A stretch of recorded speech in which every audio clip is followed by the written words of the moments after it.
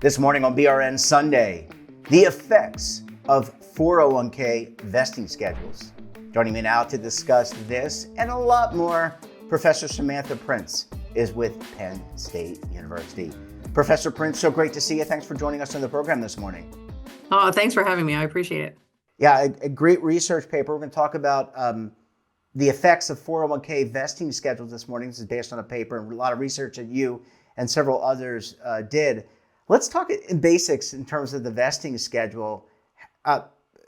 Vesting schedules exist, and when people leave a company, if they're not fully vested, meaning they didn't work the proper amount of time, they forfeit monies. And based on the research, there's a lot of money, Professor, that's been forfeited.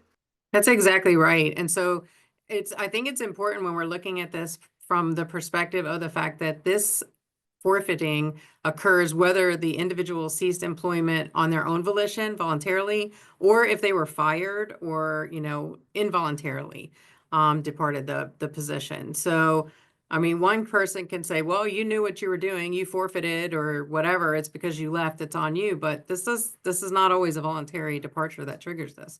Yeah, and so when someone leaves a company and they don't have enough vesting, what happens in the back end in the record keeping system is those monies go back into a forfeiture account and can be used to offset company contributions. And we were talking offline, we've actually done shows about that, and there's some litigation that's going on around that.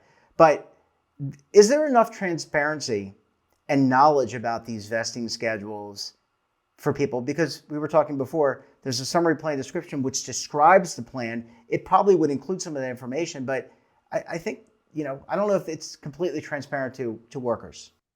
So I think transparency is a big issue. Companies are not always forthright about their vesting schedules so that people can make those decisions that they need to make with regard to if they are planning on leaving, and what if they're going to vest in a few weeks? Maybe that would change how they're going to look at their departure date, right? So I think there's definitely the need for more transparency to aid people with their decision making, at least with respect to the voluntary departures from employment at certain places.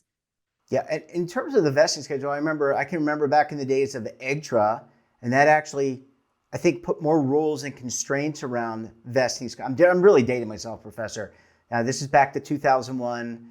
There were some significant changes, but there were changes where you could no longer have, going forward, a 5-year cliff vesting. You could still have a 3-year cliff vesting, and you had to get at least 20% vesting, I think, after year 2. So you could have up to a 6-year graded vesting.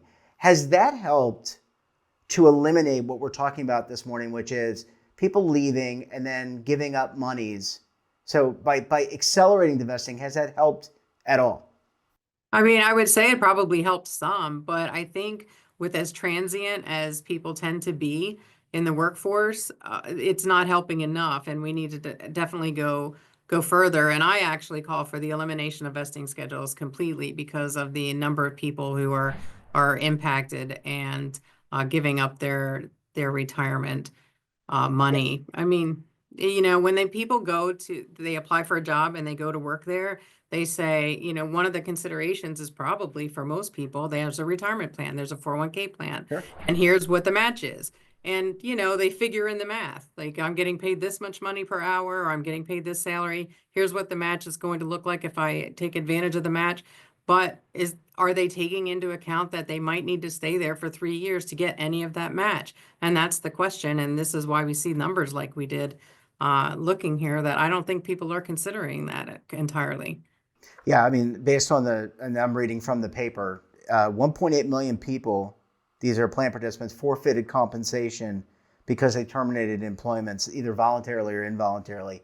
That's a large amount of people, and you have to ask whether or not the education around vesting and your term of employment is necessary. I mean, do you think, and I come from the retirement industry, I mean, I'm fully transparent about that. Do you think that we should do a better job when we onboard people, when they enroll in plans, to explain to them, okay, it's not only your eligibility, it's not only that you're going to get a match, but you also need to stay at the company or the university for 3 years in order to get all the money that we're talking about here. Yeah, 100% agree. I think, but I would take it even a step earlier. And I would say that we need more transparency even earlier than that. So that people who are looking for jobs know how to figure this out, whether they even want to apply, based on maybe a vesting schedule. So in the article, you can see where we compare some companies that don't use a vesting schedule, which means that the funds are the matching contributions or whatever contributions they make are immediately vested as soon as they're made in the plan for them. Where, and we compare companies that are similar in this article. So you see Amazon has a 3-year cliff vesting schedule. So someone has to stay there 3 years to get any of Amazon's match. But if you work for a Walmart warehouse instead, you get immediate vesting in the matching contributions. So, people can't make the right choices if everything else is equal and they want to just look at the retirement plan aspect. They can't make the choices if they don't know until the time they're onboarding. So this is why I think we need to be ahead of it even earlier. So in the job posting itself, I'm saying Indeed, which is a very popular job site. They're not a sponsor of the program, of course, or not of course, but they're not a sponsor of the program. But in that job posting, it would say 50% of the first 6% vested after 3 years, meaning, so you would want the transparent. And I can see that. I mean, I'd want to know that if I was hiring, if I was looking at a job. Absolutely. And you want to know when you're eligible too. So, eligibility could be immediate or it could be not until you completed a year of service or have your 1,000 hours in, right? And so there are a few different things that I think are key with respect to 401k plans that should be in a job posting, should be on a company's website somewhere front facing so that people see it and don't have to dig for it later or, buried in documentation or whatever. But you're right to point out that as the summary plan descriptions that people get, they're too Yeah. voluminous. People don't look at them. Yeah, but yeah, it's right there with the fund prospectus that we were talking about. I was joking about that, but those things are very long. A lot of them are electronically sent now, but I've been doing this for 30 years. I've never read a fund prospectus, Professor. Yeah, I can understand that. And I think most people are probably in the same boat. Right, Yeah. circular file. Let's talk about or the virtual circular file. We've got a couple minutes left, and I want to ask you about.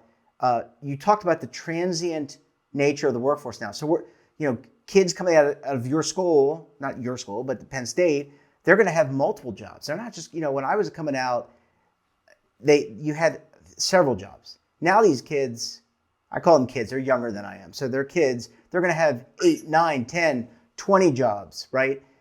Do you think the vesting schedule, the vesting is going to go the way of the dodo?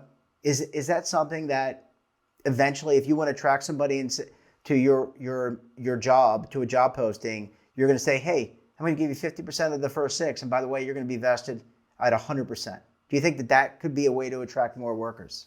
I mean, I think that it should be, and I think it has been. I think during the pandemic, there are plenty of articles out there that talk about how some companies switched to immediate vesting in order to be more competitive to get workers when we had a bit of a worker shortage. So I do think that that's the case. But I think looking at it from the employer standpoint, a lot of, since we're on that vein now, considering that vesting schedules have always been one of those things that companies said, well, the way to get our employees to be loyal to us and to stay longer is to use this vesting schedule because they'll be motivated or incentivized to stay with us until they at least get their full company match or whatever, right?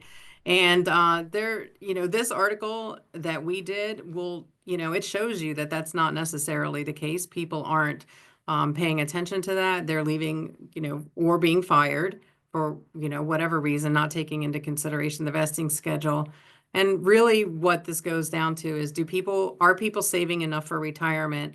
And if we're going to rely on the, employers to help along with that, then does it make sense for us to allow for forfeiting of this money when it's their compensation that they plan on getting when they first, take the job? So. Yeah, I mean, sorry, go ahead, finish your thought, man. No, that's what I was just going to say. So I think that in order to, it takes money to make money. And so the more money you have in your in your 401k plan, your salary deferrals, the company's match, or whatever contributions they're making combined, invest it, let it grow. That's the important part, right? But if we're going to take that money away from folks and only leave them with their salary deferrals, then people are not able to accumulate the retirement wealth that they need in order to retire.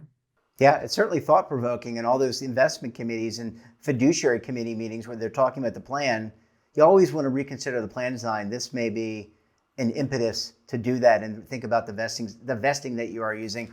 Professor Prince, we're going to have to leave it here. Great research. Thanks so much for joining us, and we look forward to having you back on the program again very soon. Thank you. It was great chatting with you.